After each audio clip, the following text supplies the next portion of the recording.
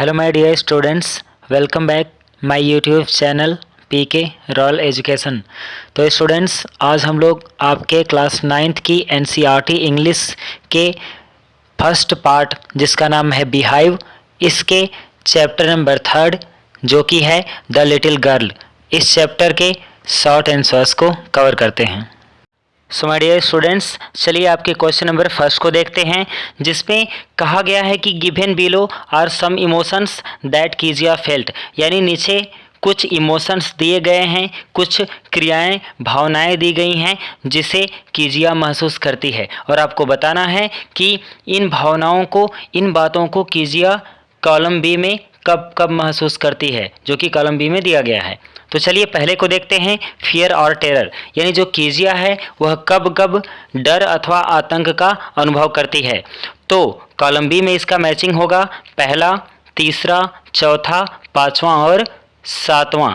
यानी पहले में क्या है, father comes into her room to give her a goodbye kiss, यानी जब पिताजी उसके कमरे में अलविदा लेते समय, विदाई लेते समय, जब उसके कमरे में उसे किस देकर विदाई लेते थे अपने ऑफिस जाने के लिए, तब वह भय और आतंक का अनुभव करती थी, डर का अनुभव करती थी। और तीसरे नंबर पे है फादर कम्स होम, यानी जब उसके पिताजी शाम को घर आते थे तब भी वह भय और आतंक का अनुभव करती थी। और चौथा है स्पीकिंग टू फादर, यानी जब वह अपने पिताजी से बोल रही होती थी, बातचीत कर रही होती थी, तब भी वह भय और आतंक का अनुभव करती थी।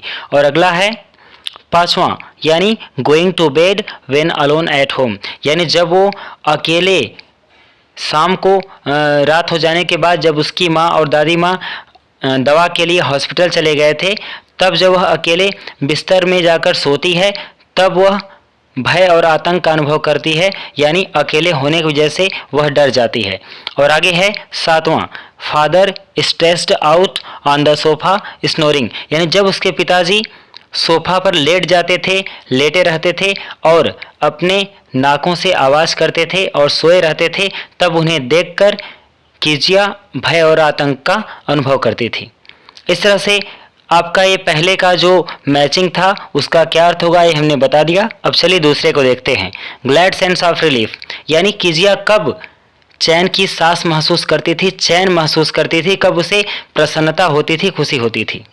तो स्टूडेंट्स, इसका मैचिंग होगा कॉलम बी में नंबर 2 से, यानी noise of the carriage grows fainter, यानी जब उसके पिताजी ऑफिस जाने से पहले कीजिया के कमरे में आते थे और उसे गुड बाय कहते हुए उसको चुंबन देते थे, और जब वो घोड़ा गाड़ी या बैलगाड़ी में बैठकर जब वो अपने ऑफिस जाने लगते थे, तो जब उसकी आवाज़, उस घोड़ा गाड़ी या बैलगाड़ी की जब आवाज़ धीमी होने लगती थी, तब जाकर उसको प्रसन्नता होती थी, उसको चैन मिलता था।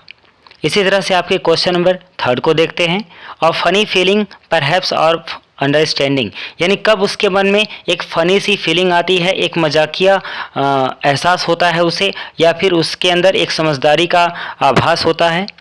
तो इसका मिलान होगा 6 से, यानी father comforts her and falls asleep, यानी जब उसके पिताजी उसे अपने साथ ले आते हैं, जब वह डरने लगती है तो अपने साथ अपने कमरे में ले आते हैं और उसके साथ सोते हैं, उसको सुला देते हैं, तब जाके उसे एक आराम मिलता है, उसके अंदर एक समझदारी आती है, तब वो महसूस करती है कि नहीं, उसके पिताजी गलत नहीं थे बल्कि सही थे।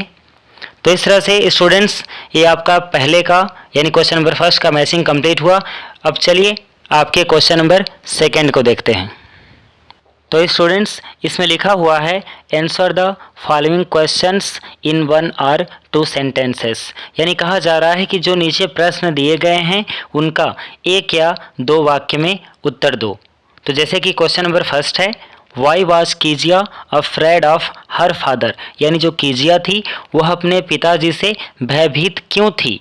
तो आपका आंसर हो जाएगा Kezia was afraid of her father, यानी जो कीजिया थी वह अपने पिता से भयभीत थी because of his harsh behaviour, उनके हार्श बिहेवियर के कारण, यानी उनके कठोर व्यवहार के कारण। तो कह सकते हैं कि जो कीजिया थी वह अपने पिताजी के बिकॉज ऑफ यानी के कारण होता है, तो जो कीजिया थी वह अपने पिताजी के कठोर व्यवहार के कारण भयभीत रहा करती थी।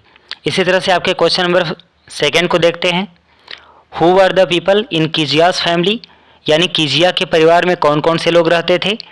तो आप देख सकते हैं इन कीजियास फैमिली यानी कीजिया के परिवार में देयर वर हर फादर, उसके पिताजी रहते थे, मदर उसकी माँ रहती थी, एंड ग्रैंड मदर और उसकी दादी माँ रहती थी। यानी कीजिया के परिवार में उसके पिताजी, उसकी माँ और उसकी दादी माँ रहती थी। तो स्टूडेंट्स, इस तरह से आपके क्वेश्चन नंबर 3 को देखते हैं। व्हाट वाज कीजियास फादर्स रूटीन, यानी कीजिया के पिताजी की नियमित दिनचर्या क्या थी? किस किस समय पर पूछा जा रहा है? जैसे कि पहले में पूछा गया है before going to his office, यानी अपने ऑफिस जाने से पहले, यानी ऑफिस जाने से पहले कीजिया के पिताजी क्या करते थे? नियमित, यानी नियमित उनकी दिनचर्या क्या थी ऑफिस जाने से पहले? तो आपका आंसर हो जाएगा before going to his office, यानी अपने ऑफिस जाने से पहले कीजियास फादर, जो कीजिया के पिताजी होते थे, केम टू हर रूम, उसके कमरे में आते थे, and gave her a casual किस, और उसे एक लापरवाही से भरा हुआ किस देते थे, यानी उसका चुंबन करते थे। इसी तरह से आपका दूसरे में पूछा गया है after coming back from his office, यानी जब वो अपने ऑफिस से वापस आते थे तब वो नियमित ढंग से क्या करते थे, नियमित रूप से क्या कहते थे? तो after coming back from his office, यानी अपने ऑफिस से वापस आने पर ही ऑर्डर्ड 40 न्यूज़पेपर एंड स्लीपर्स, वह चाय के लिए, समाचार पत्र के लिए और अपने चप्पलों के लिए ऑर्डर देते थे, यानी आदेश देते थे। इसी तरह से ऑन संडेज, वह नियमित संडे को क्या करते थे, रविवार को क्या करते थे?